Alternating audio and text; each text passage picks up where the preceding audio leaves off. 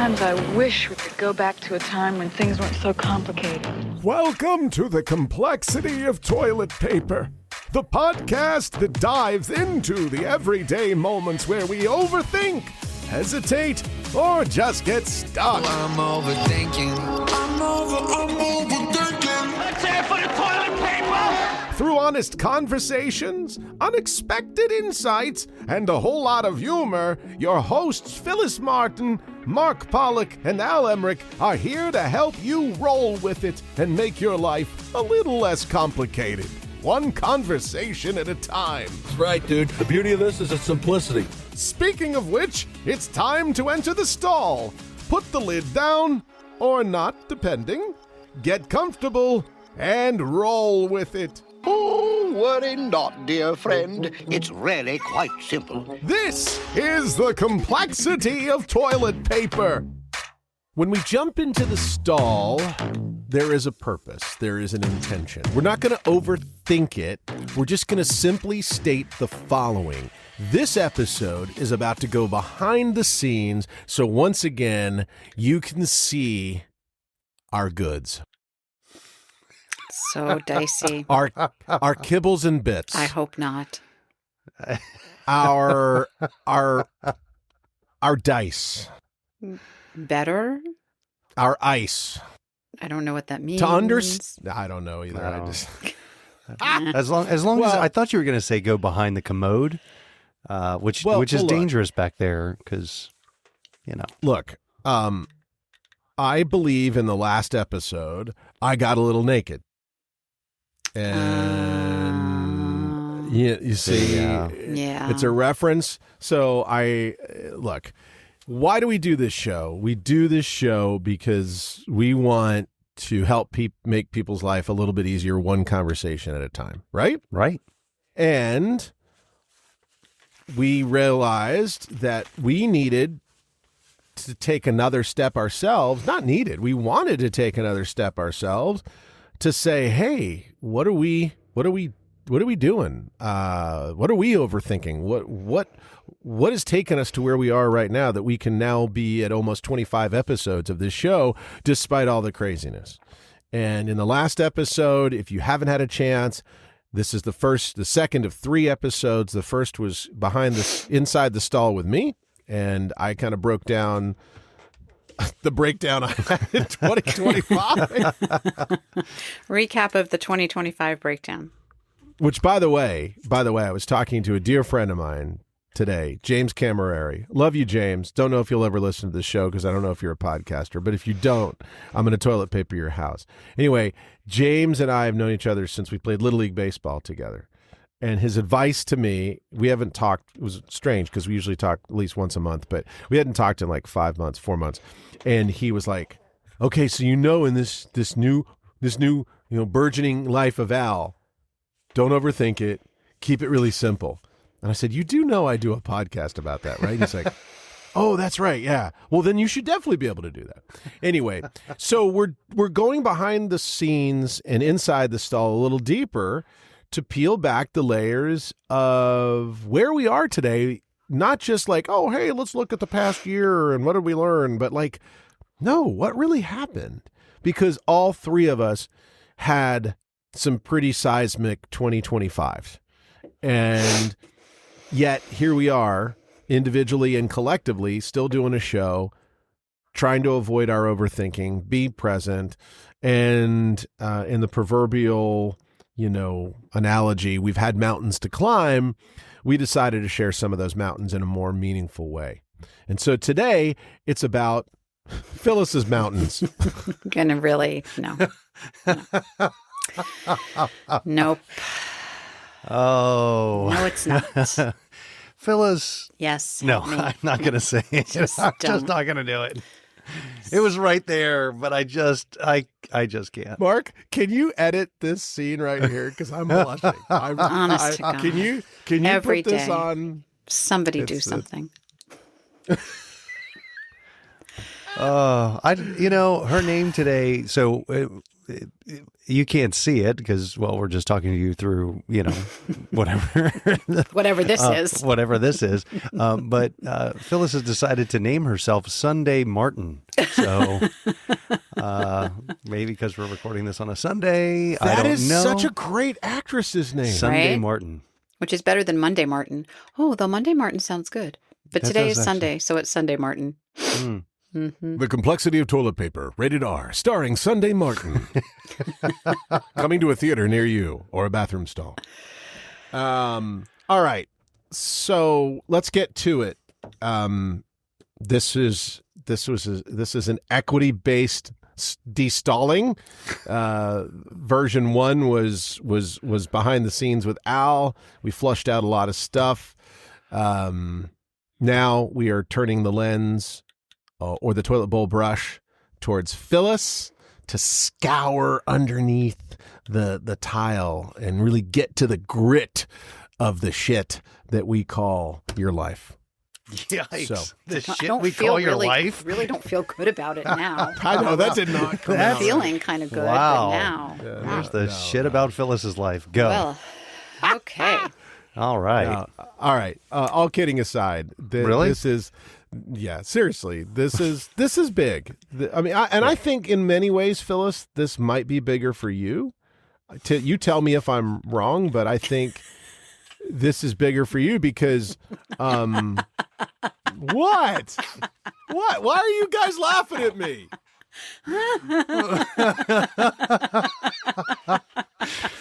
Oh. This is a two for everybody. This is a two for because we're getting me blushing, we're getting Phyllis's laugh, and here's the bad part. I don't know what the fuck the two of them are laughing about. It's Typical okay. fashion. Mark started it. I did start it. I'm so. All right. Mark stole the cookies from the cookie jar. Who, me? Yes, you, not me. All right. So can you shed some light on why what I missed? What did I miss? You just kept saying it was bigger for her. It's so big for you. It's bigger. It's just, it's just childish humor. That's all it is. Oh, okay. This is what happens. I'm on 12. Sunday. Hey, I'm 12. Hey, podcast family. Do you realize what I have to deal with? Oh, This is- please. Oh, please. Oh, You know. let's just back that up. I'm trying to bring because you're the mature one in this group. Mhm. I'm trying to bring some respect to the stall. I'm trying to. What? This may be my favorite start to any show Oh. we've ever done. Well, Phyllis, this is going to be Sunday what to Martin. say. This is going to be a big one. So let's do it. It's so big. All right, welcome to Sunday Martin. This is the exploratory version of. Oh boy. Welcome to the show that went nowhere. There's 45 minutes of us just laughing. There was a destination. Yeah. Maybe, who knows? Maybe it'll be the most downloaded show ever, and all the pressure's off. We can know. stop thinking and just roll it. All right. So if you missed it, we're gonna go ahead and start off basically with the reset, which we've already done, and now we're diving in, and that is Phyllis. Yes. Joking not aside, Yeah. but joking aside. What did you think about when we all agreed, hey, let's really go behind the scenes here and kind of share a lot more and be more vulnerable and also tell the world about our lives in a way that we probably wouldn't normally go publicly? I don't know. And that's the show, kids. Thanks for stopping by. This is what happens. wow, when that you was get me deep. going. That was Normally I am deep. No, I felt like a couple things. Here's what I thought. I, had a lot of thoughts. One is like a year ago, I don't know, 6 months ago, 7 months ago, I probably would have been a little nervous about that. But what I have found, by doing the podcast and just the ups and downs of life is that we all struggle with very similar things, humanity, human nature, ego, fear, And so if sharing is a way to let everybody know, or if sharing helps people attach to something that they've been going through or have gone through or have thought and makes things a little easier, or somebody finds a small tip to take away from, then yeah, I mean, why not share? Okay. So, it's expose time. You better What is ask a it good that's- question.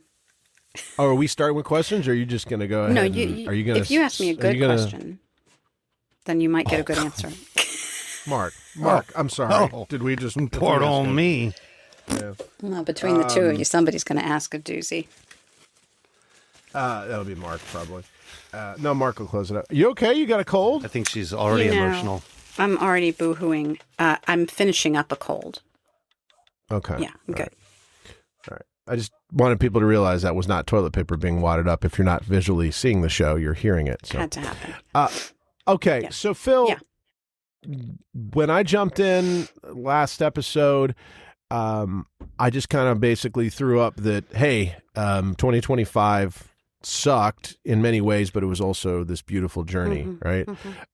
We all wouldn't be here if we weren't cresting the wave and feeling like we're in a good place.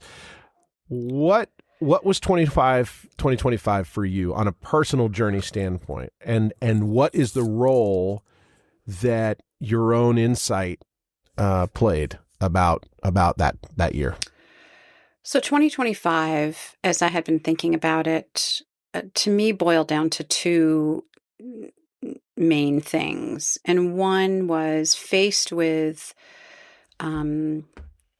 what quite honestly was just an unjust action taken by another organization that put my family and I in a very precarious position, and having to take the time to work through that and figure out what to do to protect my family in a way that also sent the message, or at least tried to, that that shit ain't gonna fly, was really very hard and scary. And I think, to me, you know, that incident of somebody trying to steal something, take something that was mine without any right to do that, sent me reeling, because it's not anything I would ever do from a professional perspective. I try so very hard to make sure that I am completely transparent in all aspects of my organization. So to have that happen, that in and of itself shook me to the core, because I kept running around saying, and you two heard me say it, why is this happening? I didn't do anything wrong. Like, I literally didn't do anything wrong. And now I'm in the position that I have to try to fix it. That doesn't seem right, and protect my family. And that was just, I think the hard part of that for me was that I am, you know, I've said this on the show, I carry around my little flicker of hope. I always have hope. I'm very trusting. I mean, we did the show on trust. I'm a very trusting person, never really thinking somebody's going to give me that big of a reason not to trust. But that example just changed how, in some ways, how I perceive and act in the world. And I ask a lot more questions. I'm not nearly as trusting as I once was wholesale. And, you know, I'm still a little pissed off about that. But it was very eye-opening and very hard, and in some ways, very traumatic, because I felt like a victim for a little while. And it took me a while to figure out how to not be a victim in it and just do what I had to do to make that better. So there's like that sucked up a lot of time and energy and resources unnecessarily.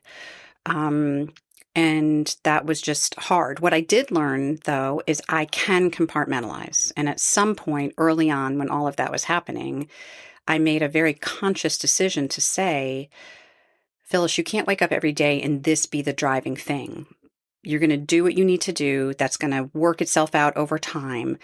But you have to learn to live in the moment, to look around and see what good is happening. Like that can't be the thing that clouds your everyday. And I'm going to give myself high marks for being able to do that on the majority of days. There were days when that was not possible.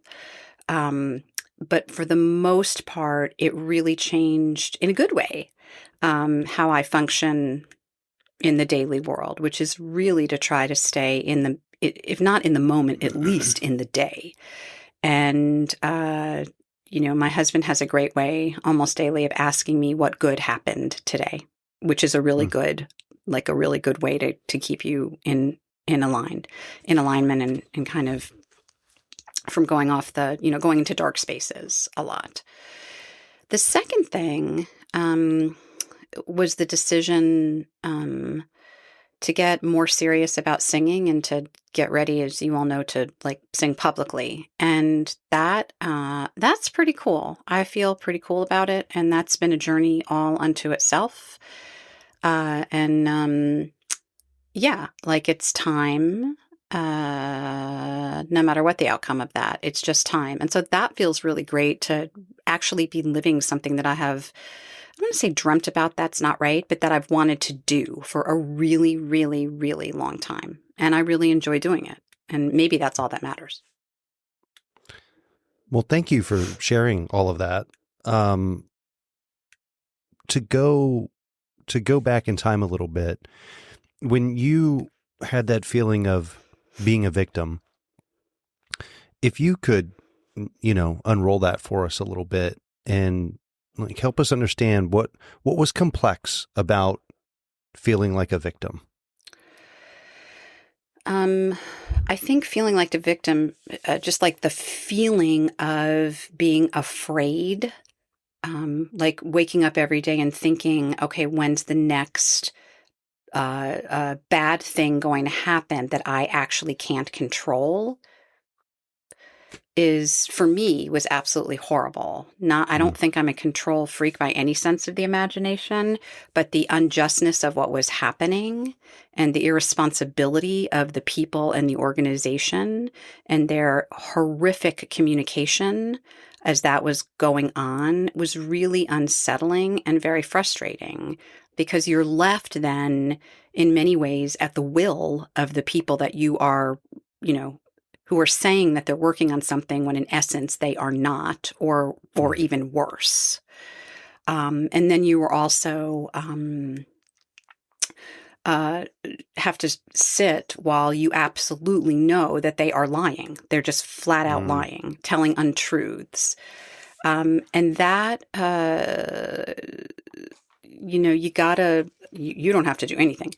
I had to figure out, it's not quite fight or flight, quite honestly, but one does have to figure out like one's space and point of view while that is happening. How did you, so you said you were still, you're still angry. How did you, maybe you still are, negotiate frustration and anger and disappointment at yourself versus, or I'm not explaining this right. How did you navigate like yourself in this equation, like being angry at yourself, if you even were angry at yourself? Because like, look, what was done and was like, you couldn't have seen that coming. You just, like you've said that, obviously we have some inside baseball to this, but you couldn't have seen that coming. But yet I also remember you going, I'm so mad at myself. Yeah. And, we put ourselves at the center of these things, even people who get robbed, in the street or get, have, fraud committed to them or other things. They go, oh man, how did I not do that? And we beat ourselves up, Did you beat yourself up in this? And if so, how did you navigate that?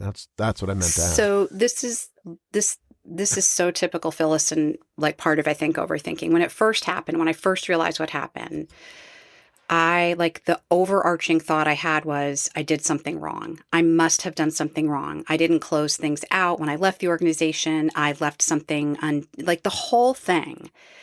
And then one day I was like, what the fuck are you talking about? like ridiculous. It's ridiculous. It's a ridiculous thought to have, quite honestly. Okay, maybe it's not a ridiculous thought to have. It's an unnecessary thought to have. And that in and of itself has changed most of my approach to, we've had numerous shows on these things. I just don't worry about it anymore. I have to trust myself. My intent is good. If I've made a mistake, okay, fine. Then we're all human. We make mistakes, and we'll deal with it. I'm not angry with myself for what I'm about to say, but if I had to do it again, I would have done it differently. If I had to do it again, I would have taken very swift legal action up front and right away.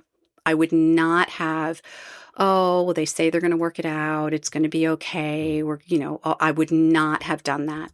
And that is very unlike me. It's just very unlike me. But in hindsight, I should have done that. Were you able to? I know you had briefly mentioned it to us, the things that were going on, but not in a whole lot of detail because it was difficult for you, and there was some legal stuff. So I think that you kind of played that close to the vest to get things straight. But how did you take? And you listed some pretty big stuff here. I mean, that you were a victim, that people were lying to you, that they said that they were moving things forward and that they weren't. And now you're saying, gosh, I should have gotten legal action earlier. How did you rely on others to kind of get through some of that stuff? How did you stop overthinking when you woke up? And the reason I ask that is because I know when things are going on in my own life, I'll wake up at 3:00 with my mind racing. I didn't even want to wake up, and it's just racing with thoughts and ideas, and it's got all these stories and lies that my brain is telling to myself. How did you navigate that with others, with yourself? What did that look like? That is where I'm super grateful to have family and friends who did not mind hearing me ask 800 times, is it going to be okay? It's going to be okay, right? It's going to be okay. I didn't do anything wrong. Like just like that over and over. It's actually when Toby was on, like the thing she didn't say shouldn't, but like that replay over and over again is actually more harmful. But really what saved me was having just great family and friends who, one, were willing to listen. And two, I just believed when they said it would be okay, that it would be okay. That it really would, no matter what the outcome. Let me make this like perfectly clear. If I walked it out to the very worst possible outcome, it still would have been okay. I would have been mad, but it would have been okay. And there were days when I just had to do that multiple times. What was the balance for you as you came towards closure with this? You took legal action, you had to make things happen. Was there a point where you realized I'm on the other side of this? And I'm curious, was there a specific lesson in the show that you are going to carry you referred some moments in different shows, but I mean, is there a specific moment that stands out to you where you're like, okay, everything aligns now and I can move forward? I think when and Tim and I had a lengthy discussion about this, toward the very end, we just made a decision that our peace and sanity was worth more than ongoing nonsense. And the truth is, I get to wake up and be me every day, and which I enjoy on most days. And I'm very happy and very grateful that I have a very lovely life. And that really it just made sense. Like in that moment, just sometimes peace of mind or just peace is worth walking away. And when we got to that, I just knew that was the right thing for me. It was the right thing for us. I, I can look at myself in the mirror every day knowing I acted in a way that I felt like was authentic to me. And it was just time. It was time to move on. It doesn't mean that I will forget what happened, because I won't forget what happened. But it does mean that I have 12,000 other amazing things I want to focus on, and, which includes everything from, playing with my dog, to being there for my friends, to singing, to, being the best that I can be and do the best I can do for the organization that I represent. All of these things, like my whole life. And that takes a lot of energy.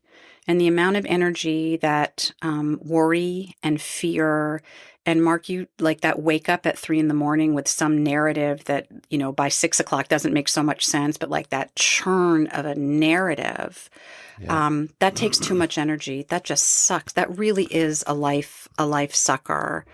And I don't want to do that, because that's not authentically who I am. I will tell you the 3 a.m. churn, that narrative. I always look for the morsel, the grain of truth in that. There's something in there, I will speak for myself, that is reminding me that I need to check to make sure I am using my voice clearly and that I'm communicating clearly. Usually that to me means I haven't said something that needs to be said. A question hasn't been asked that needs to be asked, something like in that pocket. So I try to use that time to really, when I do wake up at 3, concerned, worried, anxious, nervous, angry, sad, whatever, scared, to really think about what's true in that as it pertains to my voice. So you bring, let me just ask her in this quick moment. What's your grounding, Phil? Like when you do wake up at 3, like from a functional standpoint, like for example, for me, yes, you can make fun of this, but showers are and that time is big for me, right? So I will listen to, now, I finally, after all these years, I listen, and I think I mentioned it in the last show, Tony Robbins. I listen to a couple motivational channels. I listen to some of my own writings. I listen to Jim Rome, not the Jim Rome, the sports guy, but the old Jim Rome. Wayne Dyer, and so I've got this blend of stuff that helps remind me, in addition to my own manifestations and things. What is your tool or tools? Like, how do you get back off the ledge? So I have a couple of tools. I don't want to tell you one of them, but I'm going to. But I'm going to tell it to you, and I'm going to say that there is, anyway, there's a guy whose name I can't think of, which I will find, who acknowledges that what I'm about to say is very grounding for people who, and there's like a scientific reason behind it. I watch an inordinate amount of Sex and the City reruns. For some reason, there's something in the narrative, the story, that just calms me down. So there is that part. I mean, and I think I've seen every show like 200,000 times already, but there's just something about the characters, the show, the storyline that kind of just quiets part of my brain. And then there are the other things that I can hear, like Tim breathing next to me. I can see the dog like sleeping in his bed, or as the case may be, as he's getting older, not sleeping in his bed, but I know that he is there. I will sometimes think about what I'm grateful for, like think about things, and not like the usual things. I try to like check myself and think about like things I haven't thought of in a while. So there's a lot of stuff that goes into that. So I have a question, but I read somewhere that the reason that we watch the same thing over and over again is because we know the ending, and it's comforting that we know the outcome. Yeah. So my question is this. So you had this ongoing fear for a long time about singing in front of others. And you said that was a decision that you made in 2025 to sing in 2026. So I'm curious, this event that we've been talking about, what impact did it have on you making the decision, or did it have an impact on you making a decision to go ahead and sing? Wow. Great question, Mark. I think its impact is also, along with like just getting older in general, is I don't know another way to say it. I don't care.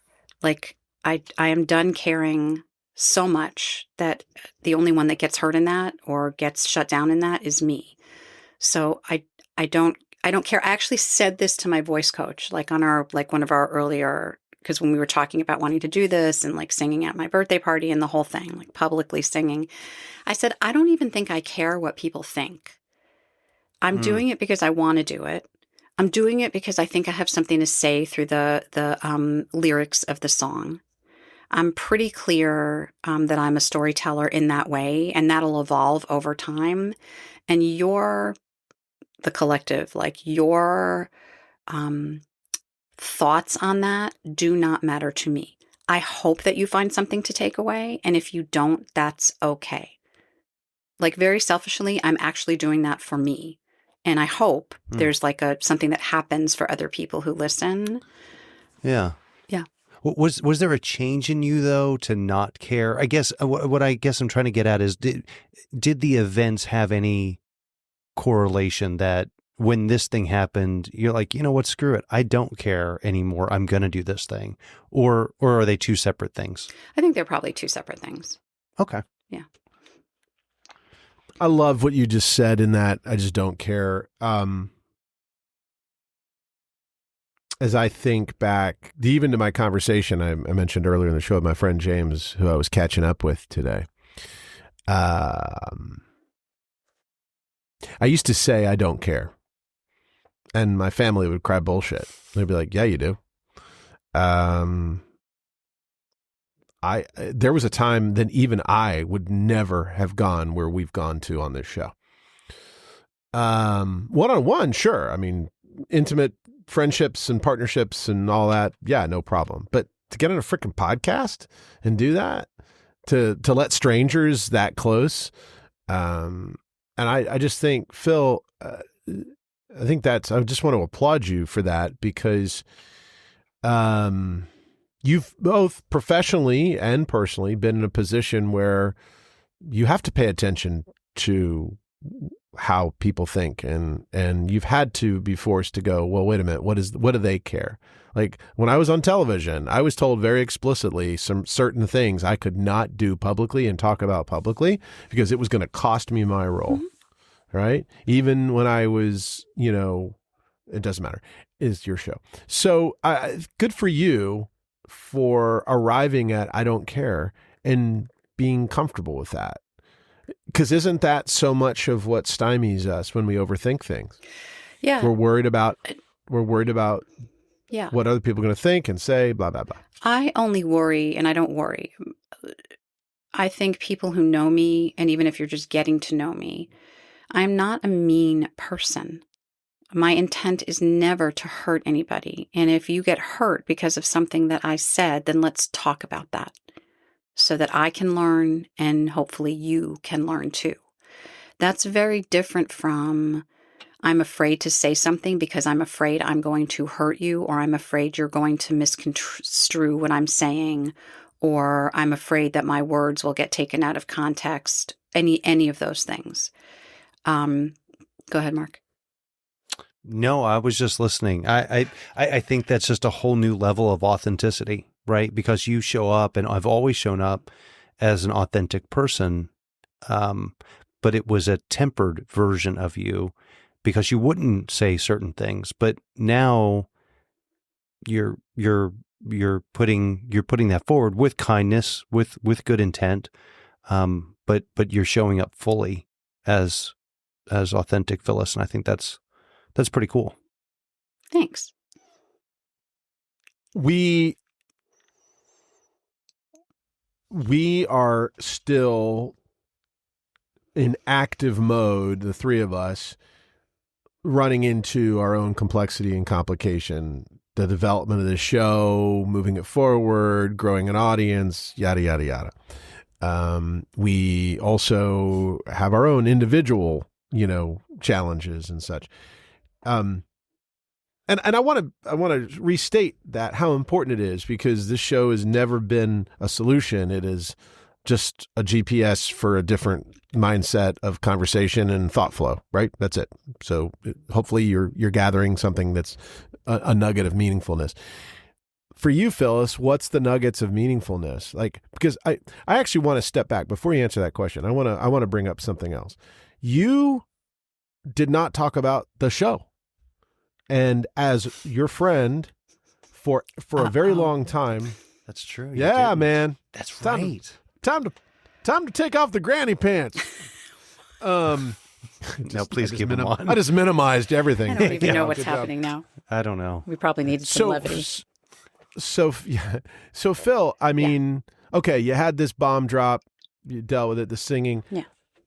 But let's talk about this show for a minute, because that's really what I meant in the beginning when I said this is probably a bigger step for you, Phyllis, because for you to overcome, what did you overcome to get to nearly 25 episodes with this show? Like, and that's sharing, what I'd like. And sharing this, right? So not only 25 episodes, but now doing this. I want, and I don't mean this in a nudge way, and I don't mean it in an egging on, but I do mean let's dig a little deeper, like break through that level. Yeah, so it breaks a couple of ways. So there was the like imposter syndrome of like, who do I think I am to like be on a podcast? Even though I knew I wanted to do it and I knew eventually I could do it, there was a lot of, the perfectionist in me. What if I cough? What if I have a tissue and have to blow my nose? What if I talk over somebody? Like all the newness of it, right? Just the newness and not knowing the rules for somebody who needs some kind of rules.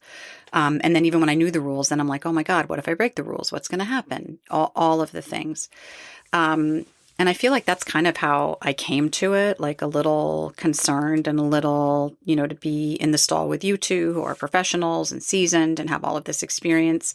Not intimidating. It just made me question my own value in doing this. I have to say that honestly, a lot of getting to here was because of the kindness and generosity and patience of the two of you. And I've said that before in different posts, that we have done, and even sometimes in the decisions that you were willing to make to help me move along and just feel more secure in doing it. So let's just start with that. Two, it's like a sport or learning to sing or playing an instrument. You got to practice, right? I mean, and practice requires you ask questions of yourself, and practice requires you take risks when it's showtime. And practice requires you're really thinking about what's preventing you in this, what might be preventing me from saying something, being natural, being comfortable, just being myself. And that was a lot of work behind the scenes. But some of that was made possible as I was listening to the guests that we had on the show. Beautiful, perfectly imperfect people. So as I watch them come on and have technical difficulties or, stumble over something or whatever the case may be, it dawned on me that we all are just human beings trying to do good in the world. And listening to some of their tips and their advice really did help me just feel more comfortable. I think part of my truth in this is I'm pretty good. I'll give myself good marks on trying things that I inherently know will get me to where I want to go, but that I'm too afraid to go, that I've put up barriers to going. And I think we agreed when the three of us came to the table, that first conversation, we all had some of that, and we all were gonna work on that. The thing, if I might say this, that I think too few people do, because it's really hard to do, is to face that and keep walking forward and just keep trying and keep exploring what it is it's a lifetime journey. It's a lifetime journey. I'm still on the journey. We're all still on the journey. But man, it's a really good feeling when those barriers start to come down, when you remove the barriers, when you're able to remove the barriers and just be comfortable with who you are and not worry somebody's going to get upset about something I say or you say or the three of us collectively say. And there's going to be learning in that for everybody. We don't have to walk through the world. We don't have to walk through life fearing that. That doesn't mean I'm not going to be afraid sometimes, but it can't be the thing that leads my life. What I'm hearing you say is, in its own way, you have found yourself within this show. Yeah. Or a version of yourself, right? Like, when I think about what you just said, and I think about what I've learned about you, how often I go, oh my God, I had no idea how funny you were, right? And with Mark, I never realized how he could just synthesize things. It's crazy. Like to a T. Me realizing, oh, wow, I can do this without being the radio guy, and that's okay. And this ongoing journey that we're all on, but that's what I meant in the beginning when I said I felt like this was harder, maybe because you've taken the longest journey to be Mark more started vulnerable. it. I did. Yeah, I know he did. It's just so hard. Yeah, he is. Well, Yeah. again. He's the guy that buys the dozen eggs, by the way, when your house gets eggs. Yeah. We talked Mark. about it, but Mark went and bought the freaking egg. I did. For I was sure. going to do it. I felt bad No. afterwards, though. Now, let me also say this. Let me just say one Yeah. more thing. So I want to be clear with people who are listening. When I call my bestie, Jackie, and I'm talking through some things with her, and she'll say, God, I wish there was a podcast that talked about not overthinking. Maybe you should call them. So, it's lifelong. Yeah. Lifelong work. Yeah. I've had those conversations where they're like, well, did you listen to episode 7 that talks about that? And I'm, Yeah. oh, yeah, I guess Yeah. I didn't. Mm-hmm. Oops. So, hammer to nail, like, what is the hard and true 2026 for you? Like, gosh, I kind of walked through this fire, and this is what this year means. And I'm not talking about the podcast and all that crap. I just mean, like, what does it mean for you? Like, and try to be specific, right? Like, what is going to be different, or what is already different that you're walking through?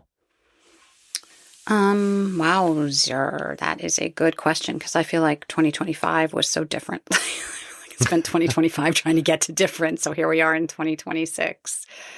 So let me say this. I think what I learned in 2025, that as much as I try to protect myself and my family from having anything, in air quotes, bad happen, at some point, something in air quotes bad is going to happen. Like, not on my agenda, something comes out of the blue.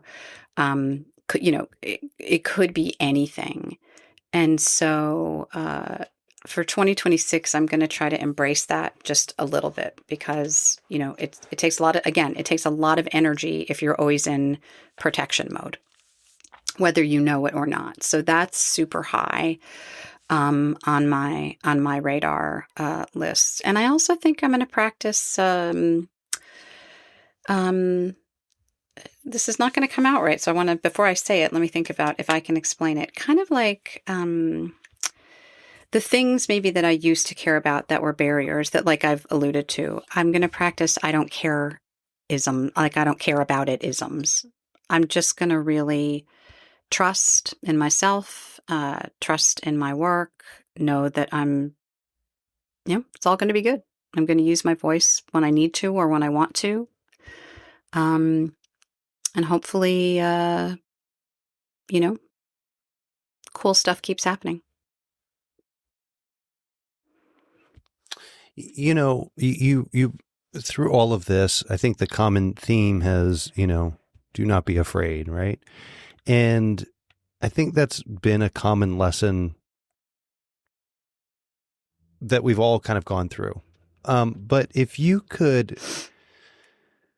share with everyone what that means to you not to be afraid, because you've said it a few times, you're not afraid, but then there's times where you're afraid. So it's not a total abandonment of having that fear, But it sounds to me like you have that fear, but you're going to do it anyways. And so a lot of times when people say, well, don't be afraid, it's very tough to take that type of advice because and you say it all the times, we're human beings. We have fear. So how are you in 2026 when that fear comes up, make sure that doesn't get in the way anymore? Yeah. So I had a great therapist of mine one time say, be afraid, like, okay, be afraid and do it anyway.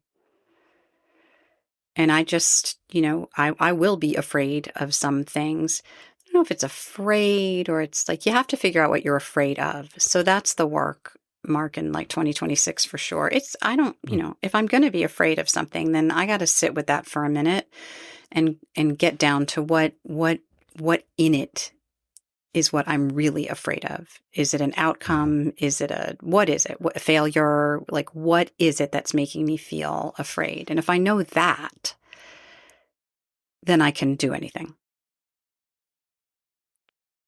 I love it. The image, and I'm not being funny, but this was popping into my head when you were talking about singing and you were like, well, I don't really care.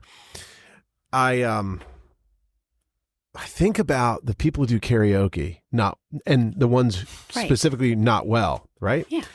And nobody ever, well, I'm sure somebody does. They probably get kicked out of the place, but nobody rarely ever just looks at somebody sucking at karaoke and goes, ugh. They may go, oh, wow. But they're like, that. Well, at least that son of a gun is owning it, right? Yeah. And it's that age old expression. Yeah. Go, just get up there, and if you're going to suck, be the best at sucking at it, right? Yeah. Give it your all, because at the end of the day, it is, and I don't know the psychology behind it, the name of it. There is an actual name for it, but when we see people giving 100% and even not doing well, we're drawn to root them on because we desire that same freedom within ourselves. We desire that same permission. It's one of the reasons, and I can't say this with facts, it's so many people are drawn to individuals on the spectrum and with special needs. There's a freedom and innocence. I'm willing to try anything. And, people will find great joy in that journey. But more importantly, they do. Because all they do is they see the good of what the moment is. And I remember I was given a keynote at the ARC State Conference last year in 2025, Florida State ARC, that serves special needs communities all over the country. And they had this DJ and the group's going, and these kids are adults too, are just dancing and letting it loose. And this guy tripped and he fell and he was okay. But he's literally, I went over to help him up. He's like, no, I'm just going to spin on the ground. I like it down here. That's what he said. He tripped and fell. He's like, I'm just going to, and I thought, what a great moment, because he just went with it and he did not shiv a git. And that's the freedom that I think we all seek. That so far, Mark, you're still going to be in the stall, but that's what I hear, Phil, is the common thread between us in our own different journeys, yet we're each experiencing through this show, in part, the ability to kind of be more free. Is that accurate? Yeah. When you were talking, I started thinking about this. So I was telling somebody about one of my singing lessons.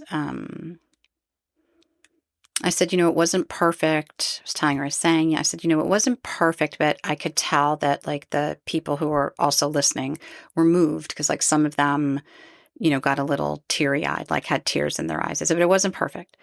And she said, it's not about perfect. It's about your ability to connect, my ability to connect to a story and share that.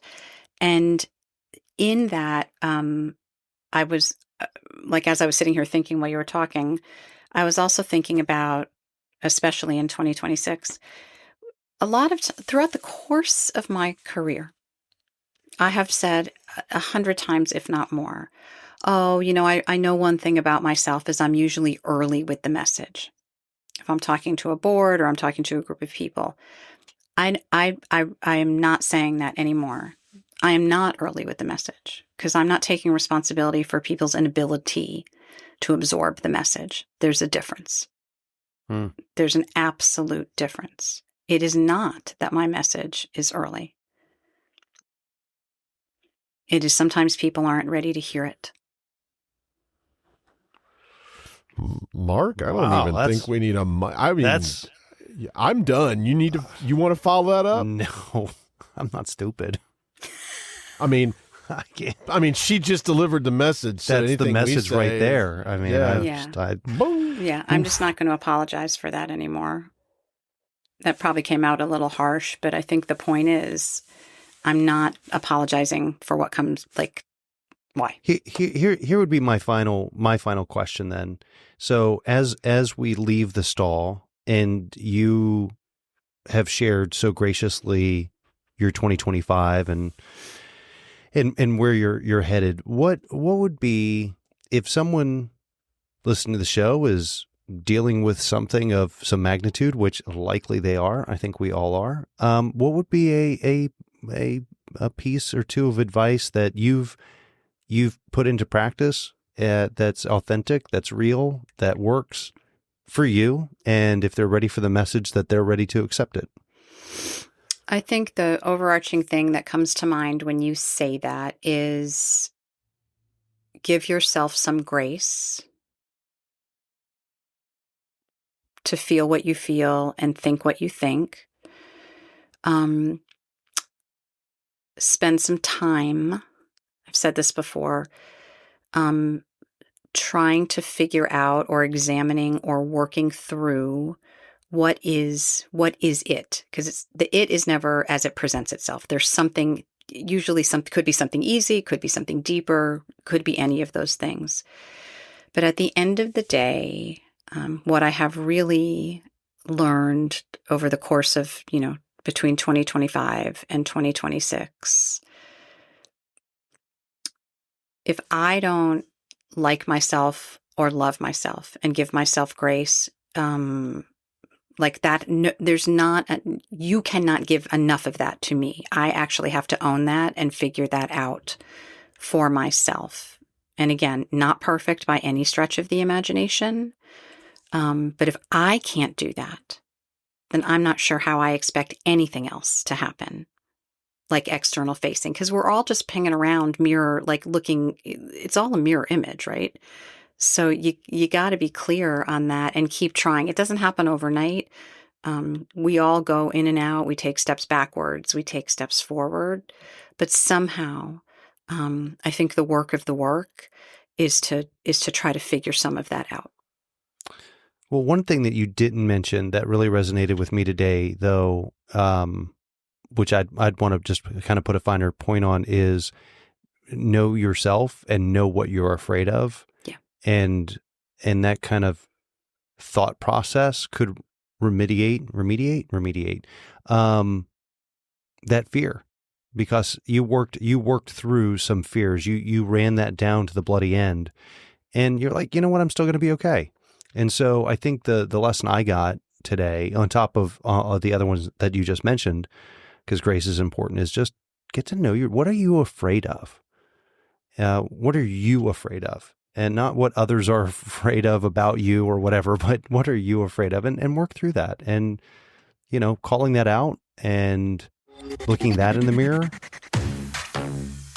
pretty incredible. So thank you for that. You are welcome.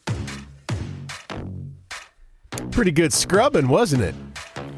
I was waiting. I knew either like the word scrub or hard or mountain. We got a toothbrush out, a little bit of Clorox bleach. We got that big wiry brush. Like, I don't know what that sound was. But.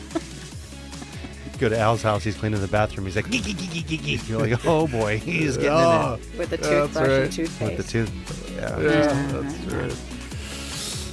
This is the complexity of toilet paper. Did you say toilet paper? Everything complicated. One big medieval mess. I'm overthinking.